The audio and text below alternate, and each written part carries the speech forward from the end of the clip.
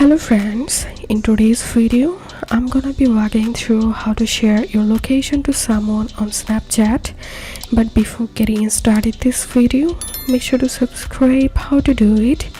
So open your Snapchat app and open chat, and now open the conversation where you want to send your location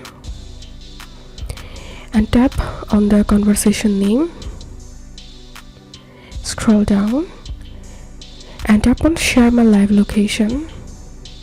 Tap on sounds good and choose a duration to share your location. And here you can see I've successfully sent my location.